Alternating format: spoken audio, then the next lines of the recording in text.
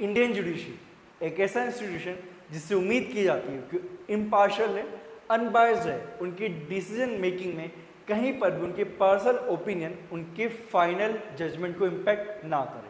लेकिन क्या हो अगर उनके पर्सनल ओपिनियन उनके जजमेंट के अपोजिट हो, यानी कि उन्होंने जजमेंट में कुछ और बोला है, उनके पर्सनल ओपिनियन कुछ और है। क्या ऐसे सिचुएशन में हम ये मान सकते हैं कि हमारी इंडियन जुडिशरी उतनी इम्पार्शियल नहीं है जितना उन्हें होना चाहिए, जितना अनबायस्ड होना चाहिए उतनी अनबायस्ड नहीं है? क्या ये लैक ऑफ प्रोफेशनलिज्म दिखाता है हमारी जुडिशरी की साइड से? और अगर ऐसा हो तो फिर इसका सॉल्यूशन क्या है? क्या फ्यूचर में ऐसे सिचुएशन का कुछ ना कुछ सॉल्यूशन निकाला जा सकता है या फिर इसका कोई सॉल्यूशन नहीं है? चलिए आइए जानते हैं हमारे आज के इस वीडियो के अंदर।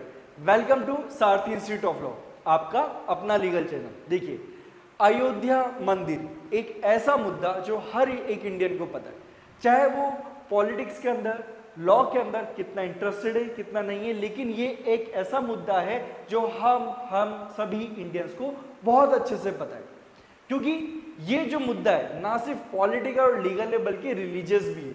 और उसी रीजन की वजह से इस इंटरेस्ट के बारे में हमें पता होना भी बहुत ज्यादा जरूरी है।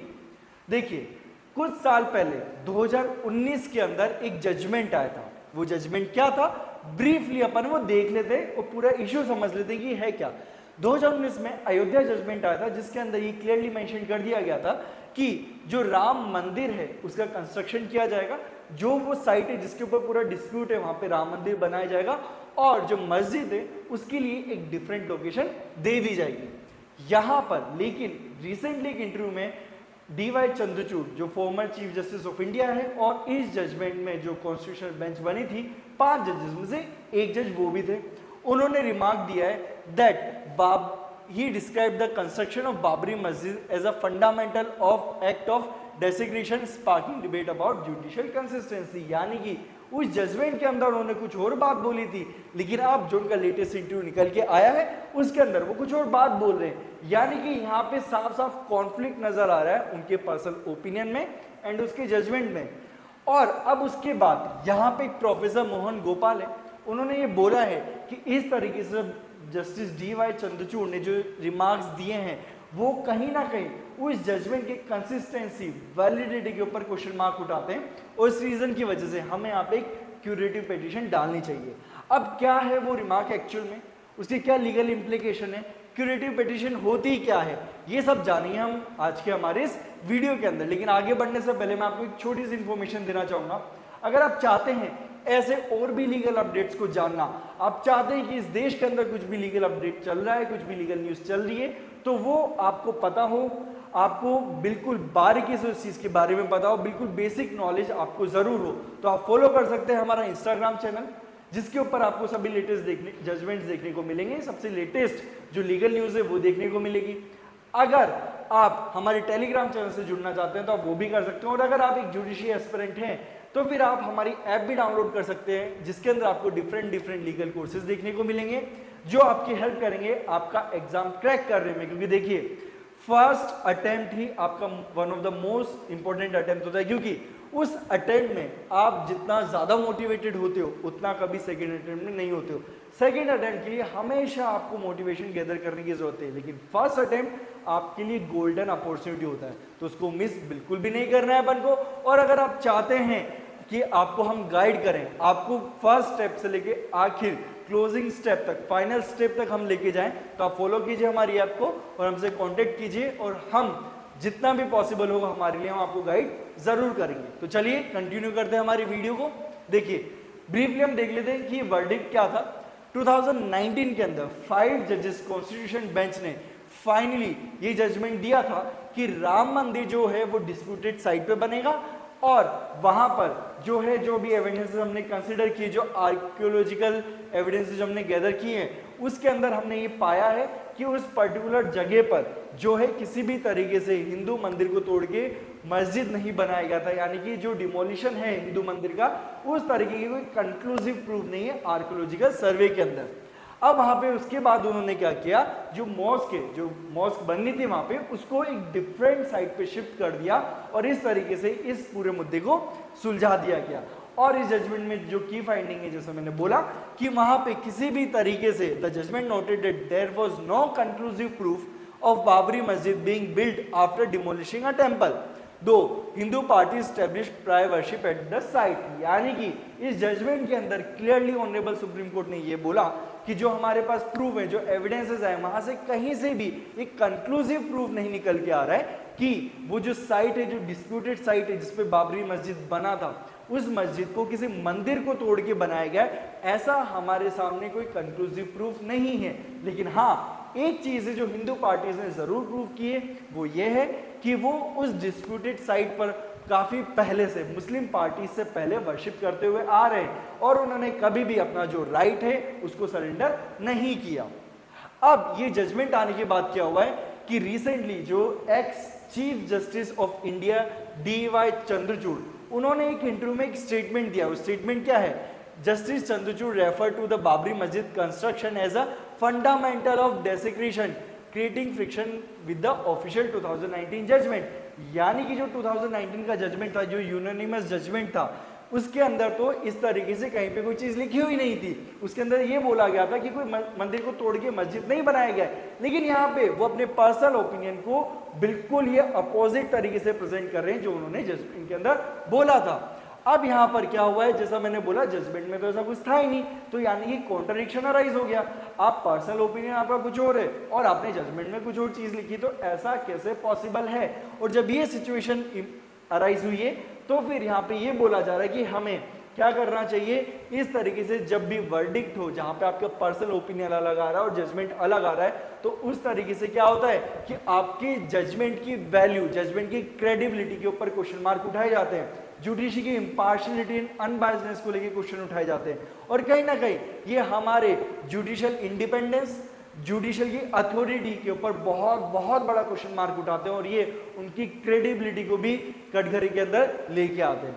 अब यहाँ पे ये स्टेटमेंट आने के बाद एक प्रोफेसर मोहन गोपाल है, बहुत सीनियर प्रोफेसर है, रिनाउंड प्रोफेसर है, उन्होंने एक बात बोली। उन्होंने बोला कि जब जैसे ही ये रिमार्क जो आया है, जब ये जुडिशरी के ऊपर एक तरह से क्वेश्चन मार्क उठा रहा है, तो हमें यहाँ पे क्या करना चाहिए, एक क्यूरेटिव पिटीशन डालनी चाहिए और इस जजमेंट को रिव्यू करवाना चाहिए, ताकि इस तरीके से जब भी क्वेश्चनेबल रिमार्क दिए जा रहे हैं जज के थ्रू, वो भी जज कौन, जो उस बेंच के अंदर थे, जिन्होंने उस जजमेंट के अंदर पार्टिसिपेट किया है, तो वही जब कॉन्ट्राडिक्टरी रिमार्क दे रहे हैं तो हमें क्यूरेटिव पिटीशन डालनी चाहिए। और उससे क्या होगा, जब हम क्यूरेटिव पिटीशन डालेंगे और जब फाइनल वर्डिक्ट निकल के आएगा तो उससे पब्लिक का जो ट्रस्ट है वो जुडिशरी के अंदर रीस्टैब्लिश होगा, और ये बहुत बहुत ज्यादा जरूरी है हमारी जुडिशरी के लिए। अब हम ये देखते हैं क्यूरेटिव पिटीशन है क्या। देखिए बेसिकली क्यूरेटिव पिटीशन क्या है, एक फाइनल चांस होता है, एक फाइनल अपॉर्चुनिटी होती है सुप्रीम कोर्ट के किसी भी जजमेंट को रिव्यू करने के लिए। यानी कि आपने अपने सारे बाकी ऑप्शन को एग्जॉस्ट कर लिया है, तब भी आपके पास एक लास्ट ऑप्शन बचता है, वो है क्यूरेटिव पिटीशन। अब यहाँ पे क्या होता है, आपको क्यूरेटिव पिटीशन ऐसा नहीं है कि किसी भी पार्टी का मन करेगा क्यूरेटिव पिटीशन डाल देंगे।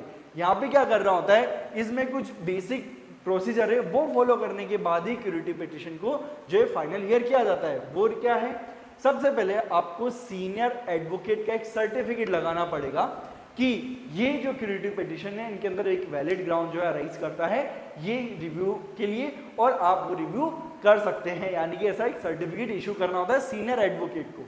उसके बाद क्या होता है, जैसे ही सर्टिफिकेट इशू किया जाता है, उसके बाद जब आप अप्लाई करोगे क्यूरेटिव पिटीशन के लिए, तो फिर वो जो पिटीशन है उसको सर्कुलेट किया जाता है अमंग द सीनियर मोस्ट जजेस ऑफ ऑनरेबल सुप्रीम कोर्ट, और अगर पॉसिबल है तो उन्हीं जजेस के सामने जिन जजेस ने उस जजमेंट को दिया था, यानी कि वो वापस अपने जजमेंट को रिविजिट करेंगे, और उसके बाद जिन भी जजेस के पास वो पिटीशन गई है, अगर मेजॉरिटी ऑफ द जजेस को ये लगता है कि हमें इस जजमेंट को रिविजिट करना चाहिए, रीओपन करना चाहिए, तो ही फिर ऐसे सिचुएशन में फाइनल हियरिंग की जाती है। अदरवाइज ये ऑफिस के अंदर इस पूरे प्रोसीजर को क्या कर दिया जाता है, खत्म कर दिया जाता है। यानी कि अगर कोई वैलिड ग्राउंड नहीं बदले तो फिर हम क्यूरेटिव पिटीशन को आगे सुनेंगे भी नहीं। अब ग्राउंड्स क्या हैं, क्या वैलिड ग्राउंड है जिसके ऊपर आप क्यूरेटिव पिटीशन को सुन सकते हो। बेसिकली जो मेजर ग्राउंड्स निकल के आते हैं वो है violation of natural justice and biasness. तो इन ग्राउंड्स के ऊपर आप क्यूरेटिव पिटीशन को अप्लाई कर सकते हो। अब देखिए यहाँ पे जब क्यूरेटिव पिटीशन लगी है तो जो प्रोफेसर गोपाल उन्होंने क्या आर्ग्यूमेंट्स दिए हैं। पहला आर्ग्यूमेंट कि भैया जो यहाँ पे डी वाई चंद्रचूड़ के जो स्टेटमेंट्स हैं, जो ex chief justice of India है, उनके जो स्टेटमेंट्स है वो कॉन्ट्राडिक्टरी 2019 जजमेंट से। और जब वो उनके पर्सनल ओपिनियन ये बोलते हैं कि उस मस्जिद की वजह से कंस्ट्रक्शन ऑफ मस्जिद इज ए डेसिग्रेशन, यानी कि ये बहुत बहुत इंपॉर्टेंट वो स्टेटमेंट है, बहुत स्ट्रॉन्ग जजमेंट स्टेटमेंट है। तो ये जो स्टेटमेंट है ये कहीं ना कहीं दिखाता है कि उनकी बायसनेस है टुवर्ड वन पार्टी। तो इस तरीके से जो जुडिशियल इंटीग्रिटी है उसके ऊपर भी क्वेश्चन मार्क उठ सकते हैं और पब्लिक का कॉन्फिडेंस जो है उसको रीइंस्टेट करने के लिए हमें क्यूरेटिव पिटीशन को लगाना ही पड़ेगा। लेकिन देखिए सिर्फ क्यूरेटिव पिटीशन लगाने से हल नहीं निकलेगा, देखिए इसके बहुत मेजर इफेक्ट भी हो सकते हैं। वो क्या है वो भी हम देख लेते हैं। देखिए ऐसा नहीं है कि आप जो है क्यूरेटिव पिटीशन लगा नहीं सकते, लगा सकते हो, लेकिन ये भी जरूरी है कि हर केस के अंदर क्यूरेटिव पिटीशन नहीं लग सकती है। जैसा कि जो बेसिक रिक्वायरमेंट हमने देखी थी उसी के बेस पे क्यूरेटिव पिटीशन लगती है।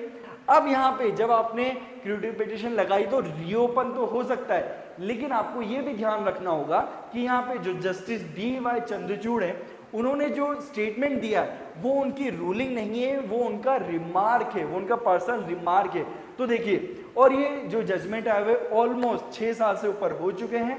तो यहाँ पे अब जो उन्होंने स्टेटमेंट दिया है वो एज सच उनकी रूलिंग को इम्पैक्ट नहीं कर सकता है, लेकिन फिर भी यहाँ पे जो उनकी पर्सनल रिमार्क है वो कहीं ना कहीं तो नेगेटिव इम्पैक्ट डाल रहे हैं जजमेंट के ऊपर। अब क्वेश्चन मार्क ये है कि अगर हमने इस बेस पे कि जजमेंट के अंदर रूलिंग अलग है लेकिन जज के पर्सनल रिमार्क अलग है, अगर हमने इस बेसिस पे इस क्यूरेटिव पिटीशन को एक्सेप्ट कर लिया तो एक पेंडोरा बॉक्स को ओपन कर देगा और उसके बाद क्या होने वाला, बहुत सारी ऐसी क्यूरेटिव पिटीशन लगने वाली है जिसके अंदर डिफरेंट जजमेंट को चैलेंज किया जाएगा कि जो हमारे जजेस है उनके पर्सनल रिमार्क कुछ और थे लेकिन उन्होंने जजमेंट में कुछ और बोला।